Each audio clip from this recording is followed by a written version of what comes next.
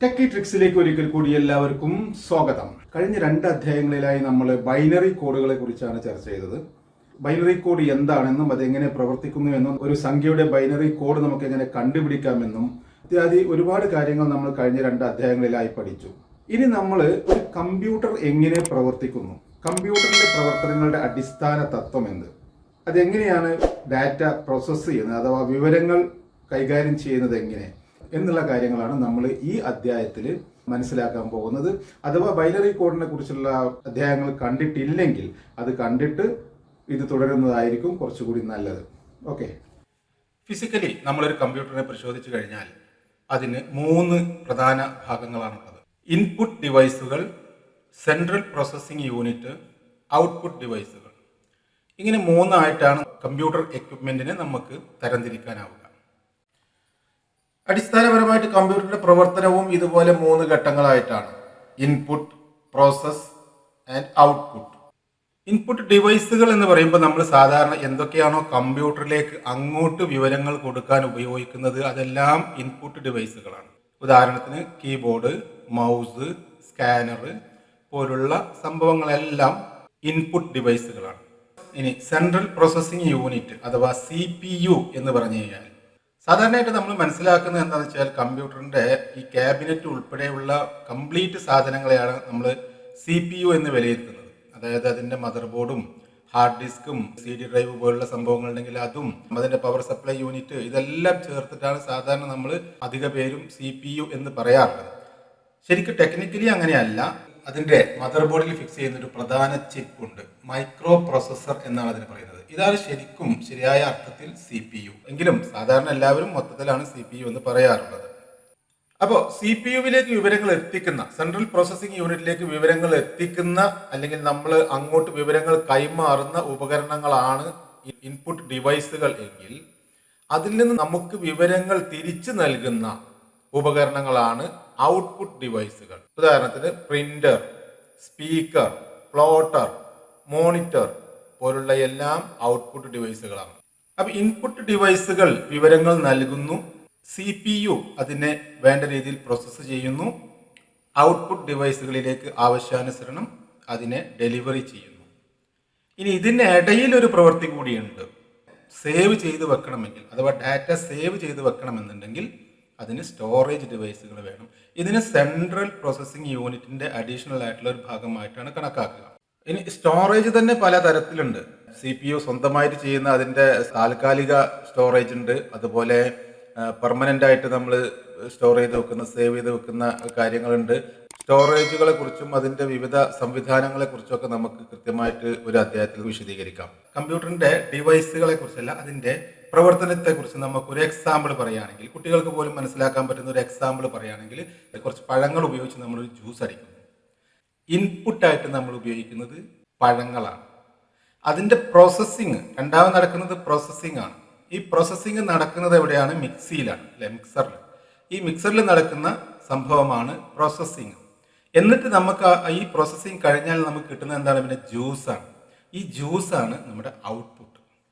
പഴം നമ്മൾ ഇൻപുട്ടായി കൊടുത്ത് മിക്സി അതിനെ പ്രോസസ്സ് ചെയ്ത് ജ്യൂസാക്കി മാറ്റുന്നു. എന്നിട്ട് ആ ജ്യൂസ് നമുക്ക് ഔട്ട്പുട്ടായി കിട്ടുന്നു.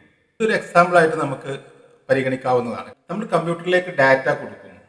ഈ ഡാറ്റ നമുക്ക് അതേപോലെ ഔട്ട്പുട്ടായി കിട്ടേണ്ട രീതിയിലാണെന്നുണ്ടെങ്കിൽ കമ്പ്യൂട്ടർ അതിനെ നേരിട്ട് നമുക്ക് ഔട്ട്പുട്ടായി നൽകുന്നു.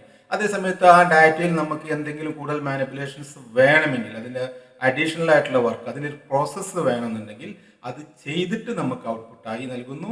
അതല്ലെങ്കിൽ അത് നമുക്ക് പിന്നീട് ഉപയോഗത്തിനായി സേവ് ചെയ്ത് വെക്കുന്നു. ഇനി നമുക്കൊരു റിയൽ പ്രാക്ടീസ് പരിശോധിച്ച് നോക്കാം. അപ്പൊ ഈ ചിത്രം ഒന്ന് വിലയിരുത്തുക. ഈ ചിത്രത്തിൽ ഏറ്റവും വലത്തെ അറ്റത്ത് കാണുന്നത് കീബോർഡാണ്, രണ്ടാമത് കാണുന്നത് റാം അഥവാ റാൻഡം ആക്സസ് മെമ്മറി. പലതരം മെമ്മറികൾ ഉണ്ട്, അതേക്കുറിച്ചൊക്കെ നമുക്ക് അടുത്ത പാർട്ടുകളിൽ കൂടുതലായിട്ട് വിശദീകരിക്കാം.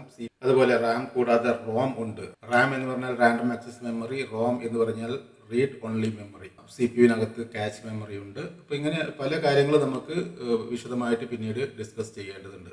ഒരു തരത്തിൽ ഇവയെല്ലാം സ്റ്റോറേജ് തന്നെയാണ്. ചിലത് നൈമിഷികമായി അഥവാ നാനോ സെക്കൻഡ് മാത്രം സ്റ്റോർ ചെയ്യുമ്പോൾ, അതുപോലെ ചിലതിൽ ഏതാനും സമയത്തേക്ക് സ്റ്റോർ ചെയ്യുന്നു. വേറെ ചിലതിൽ നമുക്ക് നമ്മുടെ സ്റ്റോറേജ് ഡിവൈസുകളിൽ നമുക്ക് പെർമനന്റ് ആയിട്ട് സേവ് ചെയ്ത് വെക്കാൻ പറ്റുന്നു. അടിസ്ഥാനപരമായി ഇവയെല്ലാം സ്റ്റോറേജുകൾ തന്നെയാണ് എന്ന് പറയാം.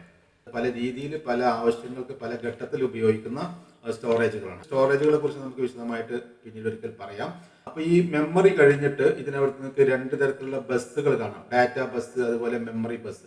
ഈ ബസ് എന്ന് പറയുന്നത് പിന്നെ കമ്പ്യൂട്ടറിൽ അതിന്റെ മദർ ബോർഡിലും മറ്റുമൊക്കെ ധാരാളം ബസ്സുകളുണ്ട്. ഈ ബസ് ഉദ്ദേശിക്കുന്നത് ഡാറ്റ കൈമാറാൻ ഉള്ള സർക്യൂട്ടുകളാണ്. ഈ കമ്പ്യൂട്ടറിലെ സർക്യൂട്ടുകളാണ്. പല രീതിയിലുള്ള സർക്യൂട്ടുകളുണ്ട് അഥവാ ബസ്സുകളുണ്ട്. അതേക്കുറിച്ചും നമ്മൾ ഈ പിന്നെ സ്റ്റോറേജ് ഡിവൈസുകളെ പ്രതിപാദിക്കുമ്പോൾ, അതുപോലെ മെമ്മറിയെ കുറിച്ചൊക്കെ നമ്മൾ കൂടുതൽ ഡീറ്റെയിൽ ആയിട്ട് പഠിക്കുമ്പോൾ അതേക്കുറിച്ച് ഞാൻ വിശദീകരിക്കാം. എല്ലാം കൂടി വിശദീകരിച്ച് നമുക്ക് ഒരേ സമയം ഇത് മുന്നോട്ട് പോകാൻ കഴിയില്ല. അത് കഴിഞ്ഞ് നമ്മൾ കാണുന്നത് CPU ആണ്. ഈ CPU-വിനെ ഇവിടെ പ്രധാനമായിട്ട് മൂന്ന് ഭാഗങ്ങളായിട്ട് തിരിച്ചിട്ടുണ്ട്. ഇതിൽ കൂടുതൽ കാര്യങ്ങളുണ്ട്. അതും ഈ പറഞ്ഞ പോലെ CPU-വിനെ നമുക്ക് സെപ്പറേറ്റ് ആയിട്ട് എടുത്തിട്ട് ഒരിക്കൽ കൂടുതൽ വിശദീകരിക്കാം. ഇവിടെ ഇപ്പോൾ ഈ CPU-ൽ കാണിക്കുന്നത് കണ്ടില്ലേ, ALU, CU and registers. ALU എന്ന് പറഞ്ഞു കഴിഞ്ഞാൽ അരിത്മാറ്റിക് ലോജിക് യൂണിറ്റ് എന്നാണ്. എന്ന് വെച്ച് കഴിഞ്ഞാൽ ഈ കാൽക്കുലേഷൻ, ഇപ്പൊ നമ്മളെ കൂട്ടല്, കിഴിക്കല്, ഗുണിക്കല്, ഹരിക്കല് പോലുള്ള കാര്യങ്ങളൊക്കെ നടക്കുന്നത് ALU-ലാണ്. CU എന്ന് പറഞ്ഞാൽ മൊത്തത്തിലുള്ള കൺട്രോൾ യൂണിറ്റ് ആണ്. രജിസ്റ്റേഴ്സ് എന്ന് പറഞ്ഞാൽ നമ്മളിപ്പോൾ ഈ മെമ്മറിയുടെ കാര്യം പറഞ്ഞതുപോലെ തന്നെ, റാമിന്റെ ഒക്കെ കാര്യം പറഞ്ഞതുപോലെ CPU-നകത്ത് 2-3 രീതിയിലുള്ള ക്യാച്ച് മെമ്മറികളുണ്ട്. അതായത് വളരെ ഷോർട്ട് ആയിട്ടുള്ള ഒരു മൈക്രോ സെക്കൻഡ് നേരത്തേക്കൊക്കെ എന്ന് പറയുന്ന രൂപത്തിൽ അത് ക്യാച്ച് ചെയ്യുന്ന, അതുപോലെ ഈ കാൽക്കുലേഷനും മറ്റൊക്കെ എളുപ്പമാക്കാൻ വേണ്ടിയിട്ട്, അതിന്റെ പ്രവർത്തനങ്ങൾ എളുപ്പമാക്കാൻ വേണ്ടിയിട്ട് അതിനകത്തുള്ള ചില മെമ്മറീസ് ഉണ്ട്. അതാണ് ഈ രജിസ്റ്റേഴ്സ്. അപ്പൊ ഇതെങ്ങനെ പ്രവർത്തിക്കുന്നു എന്ന് നോക്കാം. കീബോർഡിൽ നമുക്ക് ഒരു 3 എന്ന് ടൈപ്പ് ചെയ്യാം. 3 എന്ന് നമ്മൾ കീബോർഡിൽ ടൈപ്പ് ചെയ്യുമ്പോൾ അത് ആദ്യം കൈമാറുന്നത് മെമ്മറിയിലേക്കാണ്, അഥവാ റാമിലേക്കാണ്. ഈ റാം എന്നുള്ളത് താൽക്കാലിക സ്റ്റോറേജ് ആണ്, റാൻഡം ആക്സസ് മെമ്മറി. അത് CPU-വിനെ സഹായിക്കാനുള്ളതാണ്. അപ്പോൾ റാമിലേക്ക് ഇത് ചെല്ലുന്നത് കണ്ടോ, നമ്മൾ 3 എന്ന് ടൈപ്പ് ചെയ്യുമ്പോൾ അത് റാമിലേക്ക് ചെന്നത് എന്താണ്, 011. അതാണ് ബൈനറി. ബൈനറിയെ കുറിച്ച് നമ്മൾ പഠിച്ചിട്ടുണ്ടല്ലോ. കഴിഞ്ഞ 2 അധ്യായങ്ങളിൽ നമ്മൾ ബൈനറിയെ കുറിച്ച് വിശദീകരിച്ചിട്ടുണ്ട്. അത് കാണാതെയാണ് ആരെങ്കിലും ഇത് തുടരുന്നതെങ്കിൽ അതൊന്ന് കണ്ടിട്ട് വന്നാൽ നിങ്ങൾക്ക് ബൈനറി എന്തുകൊണ്ടാണ് ഈ 3-നെ 011 ആക്കിയത് എന്ന് നമുക്ക് മനസ്സിലാക്കാൻ പറ്റും. യഥാർത്ഥത്തിൽ 011 അല്ല, 0ക്ക് ഇപ്പുറം വീണ്ടും 5 പൂജ്യങ്ങൾ കൂടിയുണ്ട്. ഒരു ബൈറ്റ് ആണ്, ഒരു അക്ഷരമോ അല്ലെങ്കിൽ നമ്പറോ ഒക്കെ ഡിസ്പ്ലേ ചെയ്യാൻ എന്നുള്ളതും, ഒരു ബൈറ്റ് എന്നാൽ 8 ബിറ്റ് ആണെന്നും ഒക്കെ നമ്മൾ ബൈനറി വിശദീകരിച്ച ഭാഗത്ത് വിശദീകരിച്ചിട്ടുണ്ട്. അപ്പൊ ഇതിന് നമ്മൾ അവിടെ പൂജ്യങ്ങളെ അവഗണിച്ചുകൊണ്ടാണ് 3 പ്ലേസ് മാത്രം എടുത്തിട്ടാണ് ഈ 011 എന്ന് കാണിച്ചിരിക്കുന്നത്. അടുത്ത് നമ്മൾ 3 കൂട്ടണം 2 എന്നാക്കി, ഒരു പ്ലസ് സൈനും പിന്നീട് ഒരു 2 കൂടി കൊടുത്തു. അപ്പൊ ഈ 2ന്റെ ബൈനറിയാണ് കാണിക്കുന്നത് 010 എന്നുള്ളത്. ഇവിടെ ഒരു പ്രോസസ്സ് ആദ്യം നടന്നത് എന്താണെന്ന് വെച്ച് കഴിഞ്ഞാൽ, ഇത് ഈ നമ്മൾ കൊടുക്കുന്ന സംഖ്യയെ ബൈനറി ആക്കിയിട്ട് റാമിലേക്ക് കൊണ്ടുവന്നു. ഈ റാമിൽ നിന്ന് ഇത് നേരെ ഡാറ്റ ബസ് വഴി രജിസ്റ്ററിലേക്ക്, CPU-വിന്റെ രജിസ്റ്ററിലേക്ക് വിടുന്നു. CPU-വിന്റെ രജിസ്റ്ററിൽ കൊണ്ടുപോയിട്ട് എന്ത് ചെയ്യുന്നു, ഈ 011 എന്നുള്ളതും 010 എന്നുള്ളതും, അതായത് നമ്മൾ 3-ന്റെയും 2-ന്റെയും ബൈനറി CPU-വിന്റെ രജിസ്റ്ററിൽ രേഖപ്പെടുത്തും. ഇനി നമ്മൾ ഈക്വൽ ടു അഥവാ സമം എന്നുള്ള ബട്ടൺ പ്രസ് ചെയ്യുന്നതോട് കൂടിയിട്ട് ഇതിന്റെ ഫംഗ്ഷൻ അവിടെ നടക്കുകയാണ്. ഈക്വൽ ടു എന്നുള്ളത് നിർദ്ദേശമാണ്. ഇപ്പൊ നമ്മൾ കൊടുത്ത വാല്യൂ അത് ചെയ്യാനുള്ള ഒരു കമാൻഡ് ആണ്. നമ്മൾ ഈ ഈക്വൽ ടു പ്രസ് ചെയ്യുന്നതോടുകൂടി ആ ക്രിയ ചെയ്യാനുള്ള നിർദ്ദേശം ചെല്ലുകയാണ്. ഈ നിർദ്ദേശം ചെല്ലുന്നതോട് കൂടിയിട്ട് കൺട്രോൾ യൂണിറ്റ് ഈ രജിസ്റ്ററിലുള്ള ഈ 2 വാല്യൂസും നേരെ ALU-വിലേക്ക് അയക്കുകയും ALU-വിനോട് ഈ പ്ലസ് എന്നുള്ള നിർദ്ദേശമാണ് ഇവിടെയുള്ളത്. അതായത് ഇത് രണ്ടും കൂട്ടേണ്ടത്, അത് സം ചെയ്യാനുള്ള നിർദ്ദേശം ആണ് അവിടെ കൈമാറപ്പെടുന്നത്. ആ നിർദ്ദേശം അനുസരിച്ചുള്ള ഈ 2 വാല്യൂം എടുത്ത് അത് സം ചെയ്തിട്ട് അഥവാ കൂട്ടിയിട്ട് അതിന്റെ ഔട്ട്പുട്ട് വാല്യൂ വീണ്ടും രജിസ്റ്ററിലേക്ക് വിടുന്നു. ഈ ഔട്ട്പുട്ട് വാല്യൂ അതായത് 5, ഇപ്പൊ ആദ്യത്തെ 3ഉം 2ഉം എടുത്തിട്ട് ആ 3ഉം 2ഉം ഒഴിവാക്കിയിട്ട് അതിന്റെ സ്ഥാനത്ത് എന്താണ് 101 എന്നുള്ള 5 എന്നുള്ള സംഖ്യയായിട്ട് അത് രജിസ്റ്ററിലേക്ക് കൊടുക്കുകയും ആ സംഖ്യ മെമ്മറി ബസ് വഴി റാമിലേക്ക് അയക്കപ്പെടുകയും റാം അത് ഔട്ട്പുട്ട് ആക്കിയിട്ട് നമുക്ക് അതിന്റെ ഫലം കാണിക്കുകയും ചെയ്യുന്നു. അപ്പൊ CPU-വിന്റെ ഓരോ പാർട്ടുകളുടെ പ്രവർത്തനം ചെറിയ രീതിയിൽ നിങ്ങൾക്ക് ഇതിൽ നിന്ന് ഉൾക്കൊള്ളാനാവുന്ന കഴിയുന്നു. ഇത് കൂടുതൽ വിശദീകരിച്ച് ഈ ഓരോ പാർട്ടിനും അഡീഷണൽ ആയിട്ടുള്ള കുറെ കാര്യങ്ങൾ വേറെയും വരുന്നുണ്ട്. അത് നമുക്ക് കുറച്ചും കൂടി വിശദമായിട്ട് മറ്റൊരു അവസരത്തിൽ നമുക്ക് ഇനിയും വിശദീകരിക്കാം. അപ്പൊ ഇവിടെ നമുക്ക് 3+2 എന്ന കാൽക്കുലേഷൻ അത് ഏത് രീതിയിലാണ് ഇത് ചെയ്ത് അതിന്റെ ഔട്ട്പുട്ട് 5 എന്ന് കാണിച്ചു തന്നത് എന്നുള്ളത് അത് ഒരു ചെറിയ രീതിയിൽ വിശദീകരിക്കാനാണ് ഞാൻ ശ്രമിച്ചത്. നിങ്ങൾക്ക് മനസ്സിലായി കാണും എന്ന് പ്രതീക്ഷിക്കുന്നു. ഓക്കെ, അപ്പൊ നമ്മൾ ഒരു കമ്പ്യൂട്ടർ എങ്ങനെ പ്രവർത്തിക്കുന്നു എന്നതിന്റെ അടിസ്ഥാന കാര്യങ്ങളാണ് നമ്മൾ ഈ അധ്യായത്തിൽ കുറെ ചർച്ച ചെയ്ത് പോകുന്നത്.